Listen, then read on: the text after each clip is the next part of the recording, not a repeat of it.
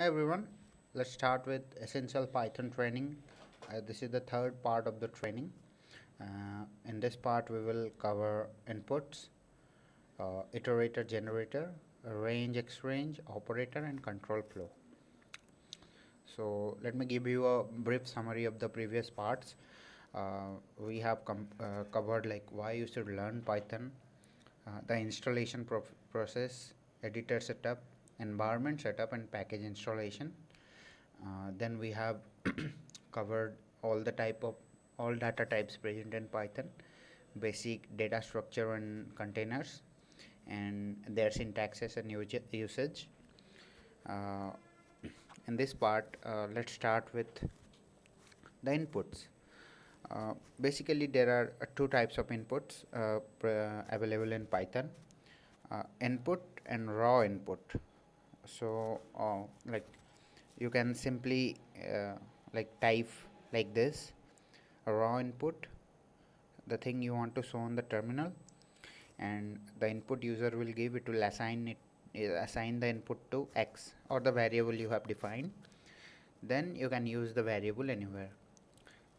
Same this is a wrong screenshot I have here, but I can just show you in the code directly. Instead of this raw input, in input everything is same. Instead of raw input you will just have input and the type will be different. Why I said the type will be different is with raw input anything the user enters that will be assigned to the variable as a string, but in case of input it will determine the type of the variable in input and it will assign that to the variable. So, and in Python 3 raw input is deprecated, like only input is present in Python 3. In Python 2 two types of inputs are present. So let's see a live example of that. This is a raw input. I have written the same example that I have shown. Let's go to the terminal and type Python raw input. It's asking me please enter something to print. Let's print a name Matt. It's saying the entered value is Matt and the entered value type is string. So let's try again. If I give 10, it's still showing me 10, but it should give, ideally it should give int, but as it's raw input we have used, it will not give int, it will every time give string. So now let's check input.py. Same way, if you type 10, it's showing the entered value is 10. Let me show you the program here. I'm only using input. It's showing 10 and the type is int. Then if you again give like 4.5, it's giving float. Then if you give a, it's actually it will break, because in Python 2 or input if you give any string it will just break it.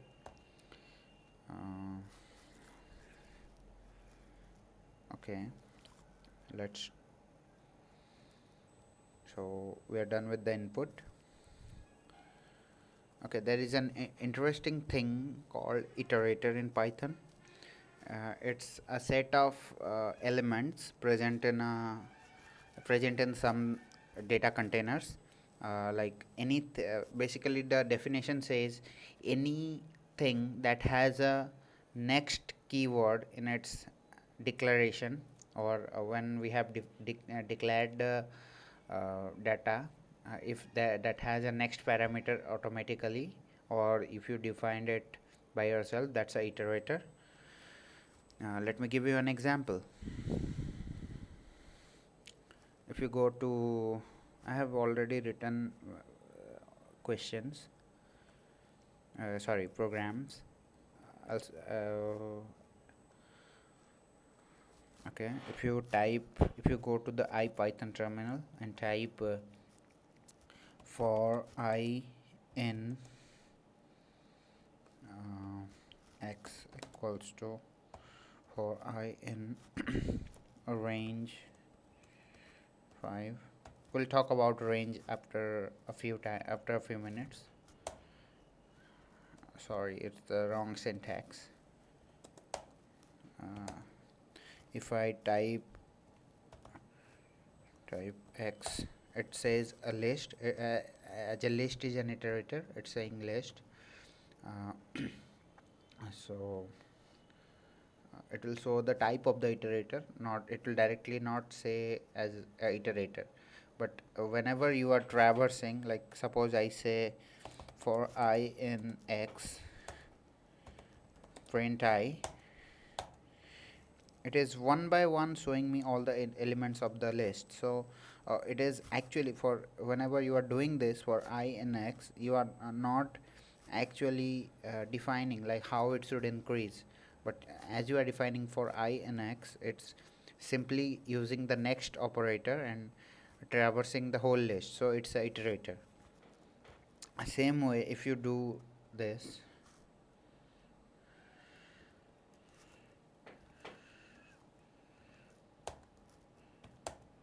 it's a generator. If you type x, it's a generator, and it's a the x is the type is generator, and x is a generator object. So what is a generator? I have just changed it from square bracket to curly means like round brackets, and it's saying me as a generator. So what is a generator? Generator are basically a different type of iterators. Those are more optimized. Like if I do this for I in x print I, it's basically the same, but if I do it for the second time, it will not give me any result. So what it is doing is, the basic definition of a generator says it's a iterator, but it doesn't save all the elements in memory. Like whenever you define a iterator, it saves all the elements of the iterator in memory. So whenever iterating, it traverses through the memory, and all elements are like traverse as many time as you want. But if you are using a generator, it can be accessed only once from the memory. It loads everything in the memory one by one, it accesses them, then removes them. So there is, you cannot access the element of any generator for the second time. So let's get an example.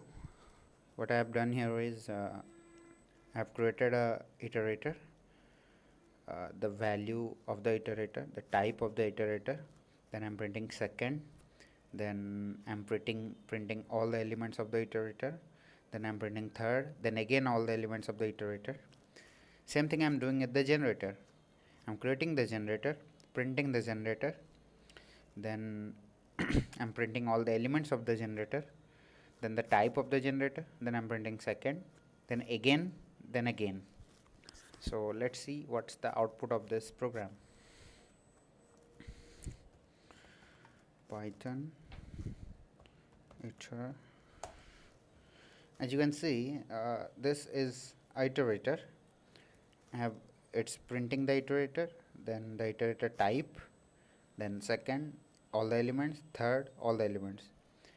But in the second case, it's showing it's a generator object, it's printing all the elements, then it's printing its type generator, then second, then nothing is present, then third, then again nothing is present. So it's a generator, and it can be accessed only once.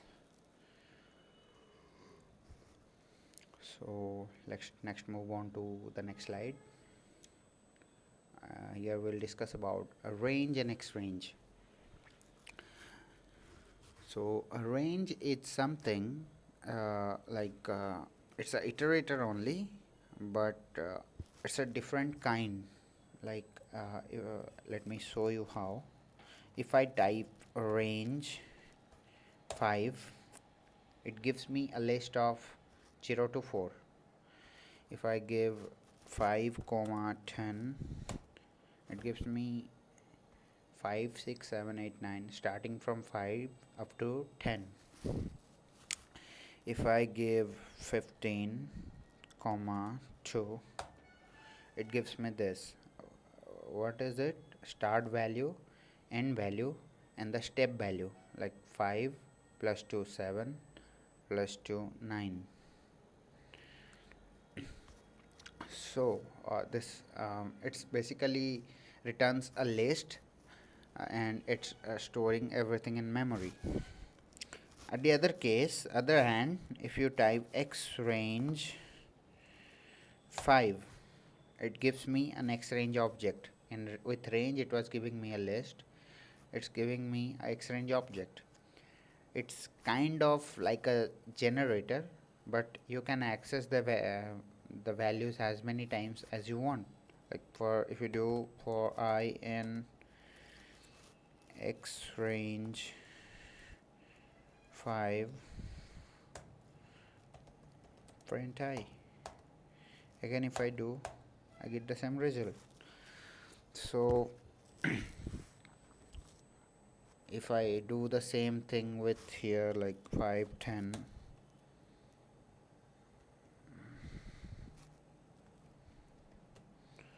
five comma 10, see, and if I do 5 10 5 15 2,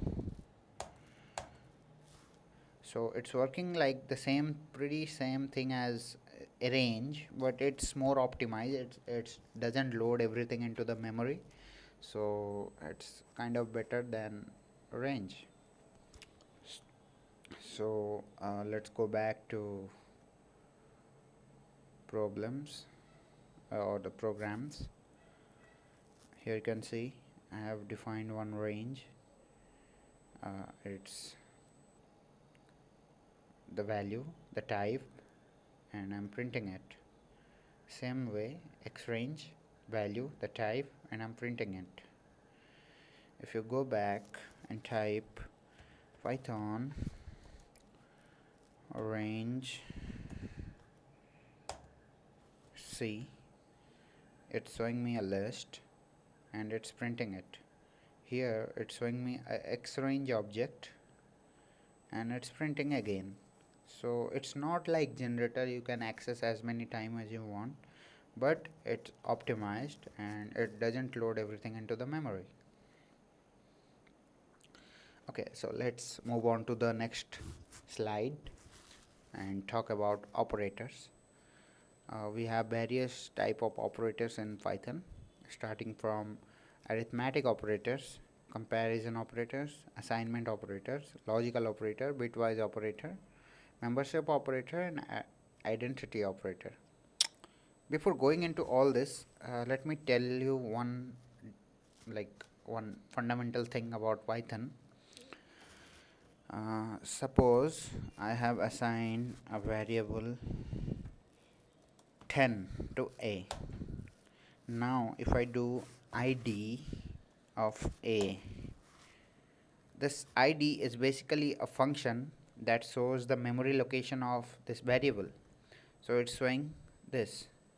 Now if I do id of this, it's showing me the same location.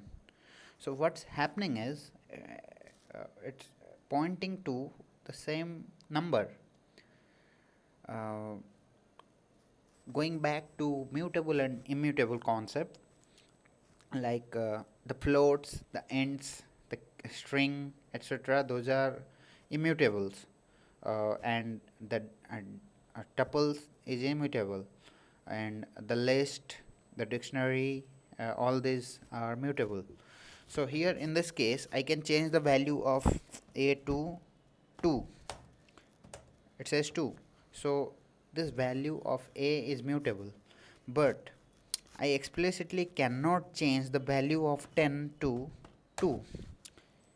Can't assign to literal because it's not allowed, it's illegal. And if you use id to see, it's actually referring to the memory location where all the immutables are assigned. Okay, So let's move on to the next operator slide. This is arithmetic operator and comparison operator.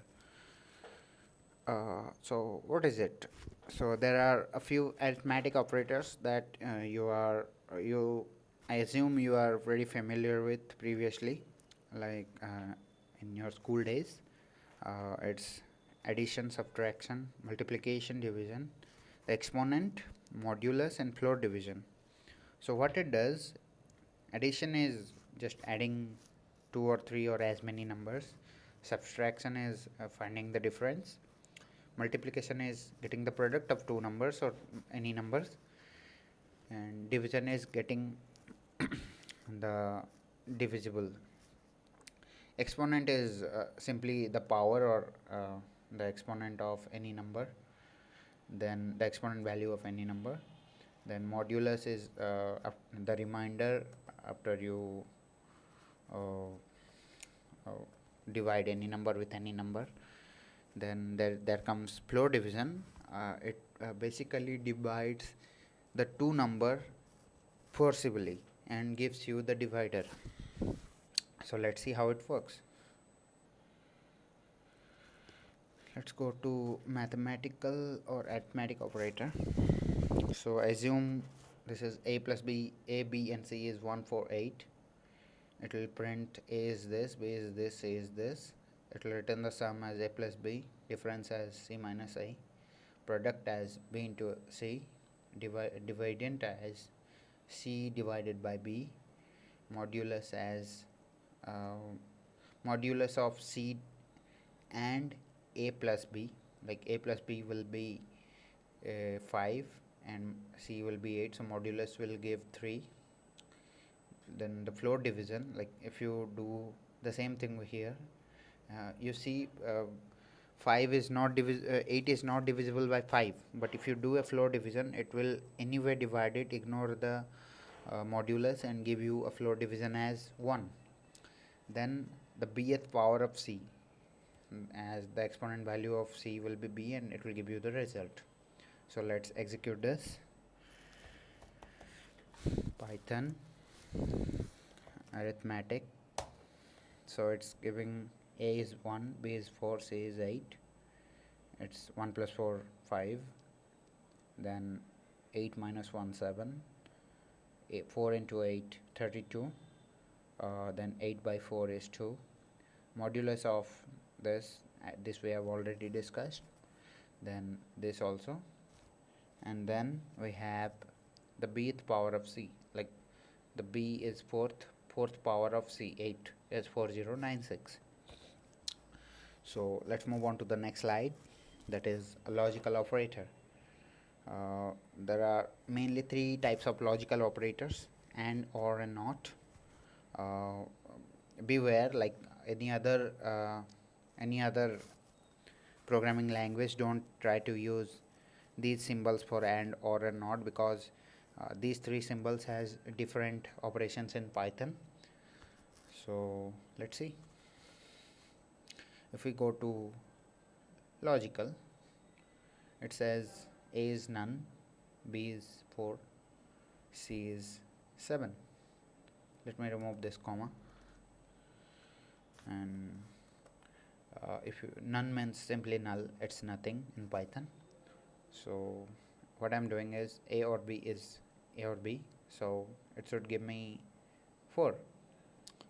Then I'm giving a and b, so none and 4 should give me none, and not a means it should give me true. So let's see. Python logical, it's giving me 4, none and true as expected. So let's move on to the next slide. Membership operator, identity operator, and bitwise operator. Okay, let's see.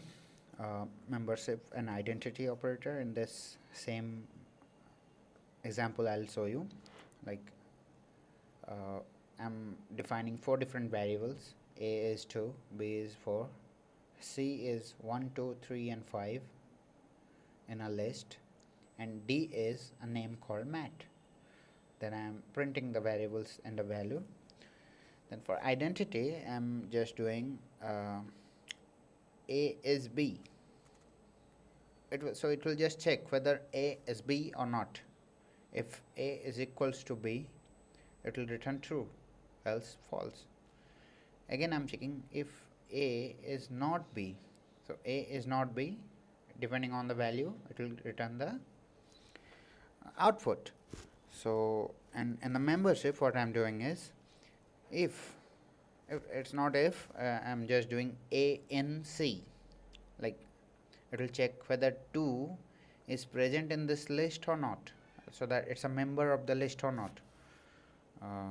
So what it is doing in background is checking the memory location using that ID value. So if that matches here, it returns true. If it's not in this list, it will return false. Let's check. Python membership identity. It's saying A, B, C, and D. A is B, false, obviously. 2 is not equals to 4. A is not B, which is true. Then it's saying A in C, which is true because 2 is available in this list. Then it's saying B not in D, as 4 is not a string, is a list of characters, and it's checking that 4 is not available in mat, so it's returning true. So we have covered membership and identity. Let's go to bitwise operator. This is something we should see. It's A comma B is 60 and 13. What it does is, previous slide you might have remember I told you not to use this and this symbol for logical operations.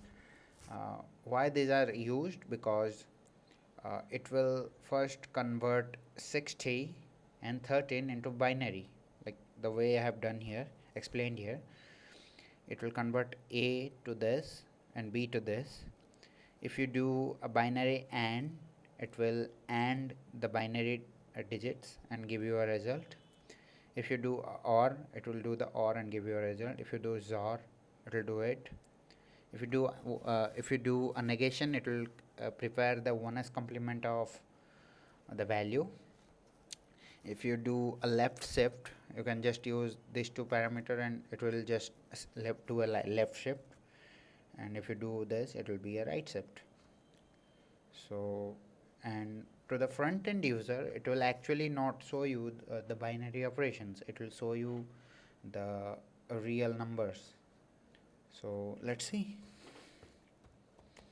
Python bitwise. So as expected, in base 12, it's doing in binary, then converting the binary into decimals and returning it. So let's move on to the next slide. It's control flow. So what's the meaning of control flow in Python? There are basically two types of control flow, loops and branches. And in loops we have two loops, for and while loop. Remember, we don't have do while loop in Python, and we don't have any switch case also in Python. All we have is loops and branches, that is for loop, while loop, if statements. And let's start. This is the syntax of a for loop, like for I in range, which you have already seen in when I was explaining iter, and the output will be like this. And while loop will be while condition, then the operation you want to do. Let's see an example. Loop. Just see what I am doing here is I'm doing a simple for loop for I in range 5. It should print every square of every number. It's a program to print square of every number. Then, and the second second statement what I am doing, for loop with else. Remember, you can use else with if, for, while, or any kind of looping with try except also in Python. So what it does, suppose you are doing a iteration and your this condition is not satisfied, then it simply goes inside false, else. In case of while also it does the same. Then and it prints what is printed inside the else part. Then I'm using break inside the loop. Remember, using the break independently is illegal in Python. You can only use it inside a loop. So, and I'm doing the same thing with while also. What I'm doing is for a in range 5, I'm just increasing it. So let's see. Python loops. What it's doing is, let's see, for simple for loop it's just printing from the square of every number from 0 to 4. Loop with else, it's first printing it, then it's going inside the else, as the number is, as the iteration is now 5, it's going inside else and printing out of range. Then for breaking, it's giving the square of 0, then coming inside this and it's breaking, so it's going out of the loop, so iteration is not getting completed here, so it's breaking. Then while loop, it's doing again the same. Then while loop with else, it's doing the same, and at the end of the iteration it is printing gone out of range. So let's move on to this. We have already discussed, like breaking of loops and how to use else with loops. Be careful while using white spaces in loops, because that determines the code block and plays a very important role while looping. Then we have something called branches. So why we have given the conditional statements the name branches? Just think, like suppose now there is a road going from one point to the second point. At some point of time in the road, there is another road that is diverging out of the same road, so it's called a branch. Then again, that two branches can again diverge into two other branches. So it's basically depending on the needs of any user, what he or she wants to, where he or she wants to go. They are just diverging out of the main branch and going inside other branches. So the same thing we are doing here is, like, we are checking we are checking the conditionals and branching. So let's see in a real time example. You can see here it will ask for a user input. If I give an integer input like 10 or 12, anything, it should print caught an integer. If I give something decimal input, it should print caught a float. If I give any string input, it should give caught a string. But actually this will not work, because input will break with strings. But this program will work smoothly with Python 3. And if it's not able to determine what the input is, it will simply print cannot define it. So let's see.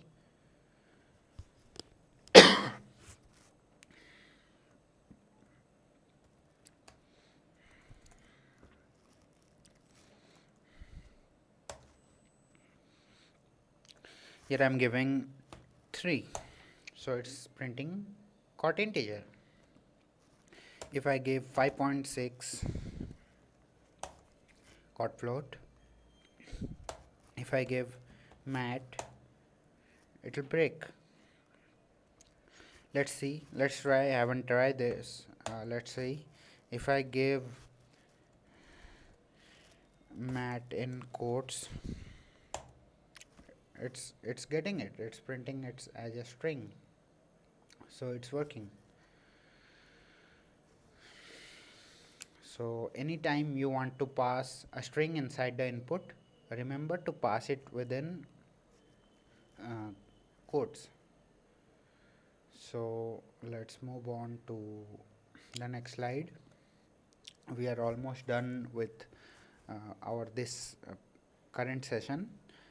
The last thing that I want to tell you guys is the order of operation that Python considers before executing any statement. That is parenthesis, exponential. Parenthesis is the highest priority execution. Like suppose you have some operations like this. Let me just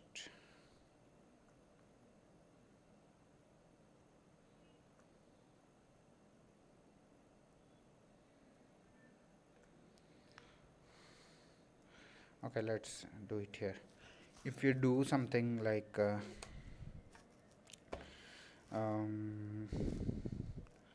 1 plus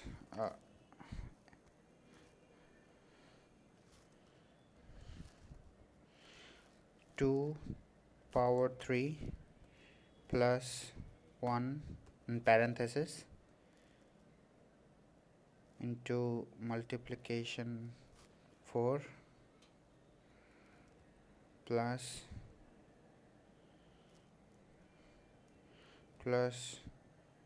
1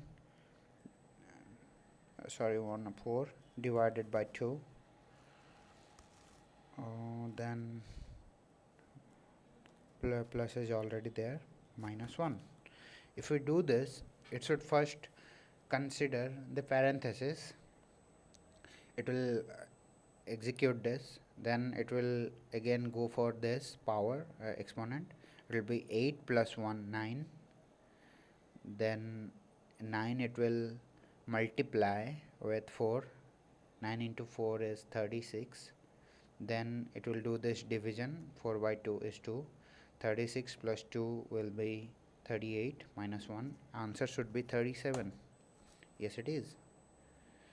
So this is the way Python executes the order of operations. So we are done with this session of essential Python learning, and we have covered a lot of things in this session. In the next session, we are going to consider some more important things. And to the fifth part of this session, we will be done with basic learning of Python. So at the end of fifth session, you should be writing good code by yourself. I can assure you that. So that's all for today. I'll write down some question and put a link to the questions in the bio of this video. Please try to do that for your own good, and I will also put the solution of previous questions in this link in the bio of this video with all the explanations. Try to go through that also, and hope you do good.